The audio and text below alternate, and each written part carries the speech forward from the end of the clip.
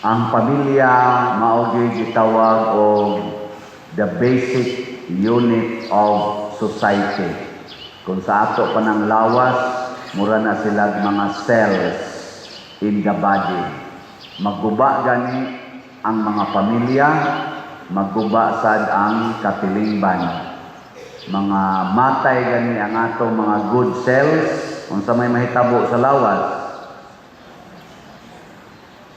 Linya imong tupad, na healthy pa imong cells. Healthy. Mailhan man na nimo kay malipayon sad ang lawas. Pero daghan na gani kayo patay nga mga cells. Wana, ang lawas sad magislo, magpingit sa kasakit. Kumusta man ang atong mga pamilya ron sa atong nasod? Healthy o unhealthy? Kinsay mo ingon, among pamilya pa dyan, healthy kaayo, taas ang kamot. Kana gani, sa healthy pa lang, usa na lang yung isa. Sabot na yun akong pangutanon, kumusta man atong mga pamilya karon, holy? Kinsa din mo ingon, ang among pamilya pa dyan, healthy pa, holy pa yun. Taas ang kamot. Naging lang. Nya punan pag ginatog lain pag yung it's happy. Kinsa mang pamilyahan din nga healthy pa, holy pa, happy pag yun. Sa kamot. Astang luoya kun ang atong pamilya dili na healthy, dili na happy, dili na holy, ang ato sang katilingban, ang atong nasod dili na sad healthy, dili na sad holy, dili na sad happy. Nya imagine ninyo unsag kahimtang ang mga tao na dili healthy, dili happy, dili holy. Porting paitan. Mao na ang ato rong kahimtang porting lisura. Lisod siya politically, economically, spiritually, socially, ecologically. Murag burot-burot yung tanan galisod. Linyay mong tupad. Ina, wa ka maglisod. Wa ka naglisod. Salamat dahil kayo ninyo ha sa inyong generosity kay inomdo mo atong mga staff din nga usahay mag 4 days ni, usahay mag 6 days. Inana no? Luoy kay tanan. Nya karon among gikwenta-kwenta ang inyong gipang hug sa atong mga special fundraising mura makaabot-abot na tagaan og differential ang atong mga staff. So tapla nato kadto mga adlaw nga wa sila mabayari. Pakpak. Lipay kayo ato mga staff. Kuan dito pader mura na dito savings nako. Murag savings pero daan na sad tong hatag. Na timingan lang na ay mga generous nato nga mga parishioners. Pero ayaw na mo pagdahom ana kay sunod tuig 3 days na lang ta. Ay okay ra na pa rin niya mag-expect yapon sila tapla ni tapos tuig dako-dako na ni. Wa na ikatapal. Anang kani manggong pag himo sa pamilya nga balaan mga igsoon mo ipikto sa siya sa atong kinabuhi nga espirituhanon. Dili gyud pwede nga ato rang lawas mao'y malipay hasta gyud ang kalag. Pero kung ang ato ra ganing lawas mo itong lipayon, ang resulta mahimo yung alaot ang atong kalag. Nya kung ang atong kalag alaot na, kay naglunang na sa sala, kay nagbisyo ang lawas, mubalik na sa nas lawas, maapiktuhan na sad. Sa katapusan yun, ang magantos ang lawas yun. Kung ang kalag, dili na holy, dili na happy, dili na healthy. Karon ang saon man pagpahimo natong happy, holy, and healthy, sa atong unang duha ka pagbasa, labi na gyud sa ebanghelyo, gipakita ang mga importanteng buluhaton sa pamilya, mga ginikanan, mga members sa family, hinumdumi gini ninyo, importante kayo ni. Wa gyud gihisgutan dinhi nga kwarta, wa gihisgutan dinhi nga kinahanglan mahimog yung professional sa imong mga anak, mahimog yung mga degree holders nga naa gyud kay stable na house and lot, naa gyud kay sakyanan, wa gyud maapil. Aning gihisgutan dinhi. Unsa may unang gihisgutan? Sa unang pagbasa, mga anak, tahura ang inyong papa o mama. Ayaw mo pagsupak-supak nila, pagpaulipon mo sa inyong mga ginikanan. Hindutan, nanong nangaminghoy mo. Mao ni Roy batasan sa mga anak.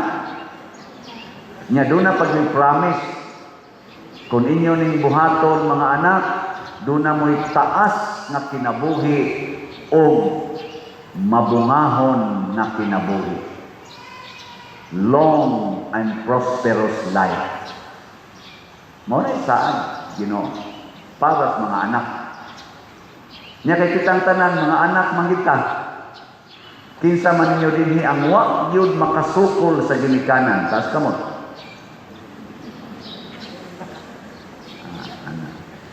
Tulo na lang kamo. Kinsay wa gyud maggumbol, wa gyud magreklamo sa ilang ginikanan, taas kamot. Basta kabo kinsa. Tanawa. Mauna, mawa ang long and prosperous life para sa mga anak. Niingon pagani diri, propeta sila, bisan pag giango-ango na ang inyong mga ginikanan, tahura gyud, ayaw gyud tagaig kagol. Bisan pag giango-ango na. Kita rabag ka namang masakito ng ginikanan, mauna no ingan gahian mong uwi, kapag lungod gyud mo manaon pa. Bawas na siya sa una, ginikanan siya, ikaw ba ito, ako badlungo, gahit ka ko, ay kadak ko na sana, ikaw bang siguang na pag gahit mo ko. Bawas na, di na yun holy, di na yun happy, no? Nyaon sa pagilaing hisgutan, karig yung atong ikaduhang pagbasa, pur tindaghanas gihisgutan ni San Pablo, nga puyan, pero ang sentro, gibat-bat yung San Pablo, mga asawa, sunda ang inyong bana. Ayaw yung supak-supak. Oy, lahi man karon ang asawa naman mo pasunod sa bana. Nabalik. So ang asawa gid mo sunod sa bana. Mao bitaw na inigkasal diri tabunan ginang-o sa asawa sa bilo. Kay pasabot anang inigtabon bilo, dili na ka maghimog desisyon kay mosunod na kas desisyon sa imong bana. No, na ipasabot anak, dili na paarti-arti lang. Nya mga sangit pa gid ang inyong pilok na sinumpayan. Dili na po ipasabot anak. Ang pasabot.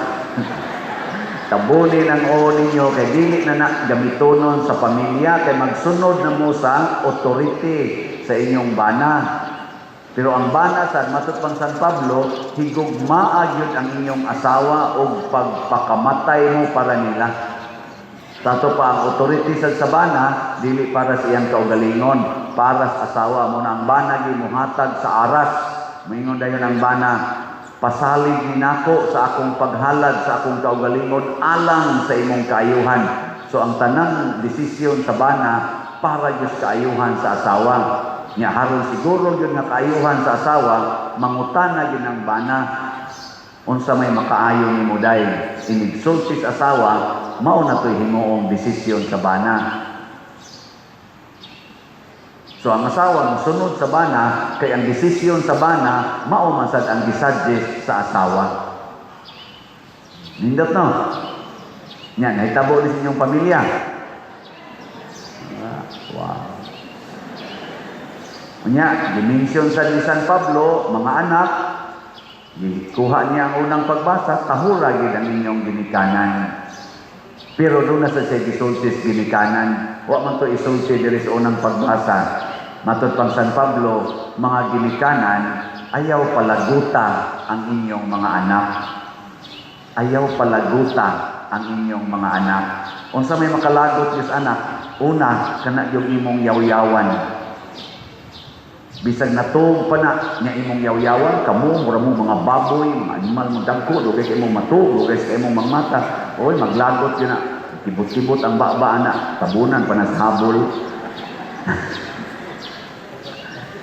Ikaduhang makalagot sa mga anak, kana yung sigihan mo sugo, sigihag sugo. So ayaw yung sugo Ay, sugo lipay kay na mga anak-anak. Ayaw sugo yun. Unsa may mong isulti, dili sugo, unsa man palihog, hangyo. Dahil pwede buwagan na nimo imong uyab adik man kay na. Nya maingon sa dang anak, lami pa man ma. Pwede next year na lang. Hangyo ba? Hangyo. Okay, ingat. Ano lang. Di ba? Kaya ka na magong hangyo, doon na siya freedom to say yes or no. Kaysa imong yung i-impose.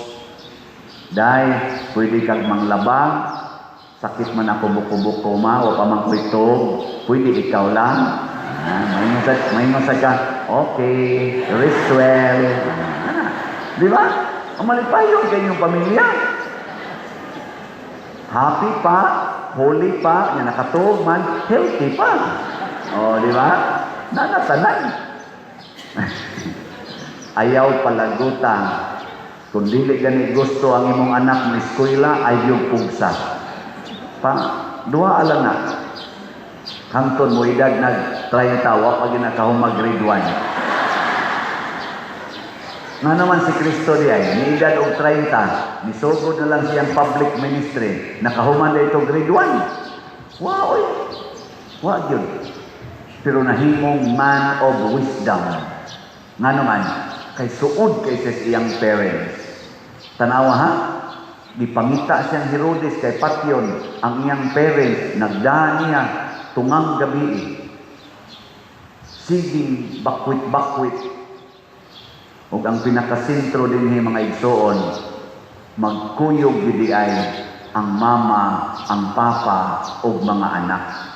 Magkuyog yun, dili magbuwag. Kaya mo na gibuhat ni Jose, ni Maria, ug ni Jesus. Kuyog yun sila. One for all for one. Ug unsa may gigubaan ni oneness sa mama, papa, ug anak. Una gid karon cellphone. Ikaduha, computer. Ikatulo, bisyo. Ikaupat, kwarta. Kwarta yun. Kanang kwarta. Sus, mo abroad ko. Sorry ha, sa mga abroad. Pero ako lang din mentionon. You should think about this very, very carefully. Kaning pag-abroad, ng imong anak, mao pa gani pagkatao, or 1 year pa lang, niya ang mama, di na niya makitaan for another 2 years, or 1 year. Sakit-sakit din na sa bata. Unya ang papa sad, simba ko lang, nagbisyo sad, musingit-singit sa glaing babae, porting paitan. Niya ang tuwa sa abroad, ni singit-singit sa glaing laki dito kay Diminaw, patay na yung holiness. Patay na yun ang happiness. No? Ug daghang nahitabuan na karon na maninoy na nindot yun, pero ubay-ubay sa yun ang damages. Ug daghang yung mga broken families tungod pagpangitag kwarta. Ang pangitaa, Ginoo. Kung naana gani Ginoo ang inyong pamilya niya, nagkuyog mong tanan sama ni Jose, kanunay nangita sa kabubuton sa Ginoo, ni kuyog rasas Maria, kuyog si Jesus, nahimog din silang Savior family, manluluwas nga pamilya, holy family.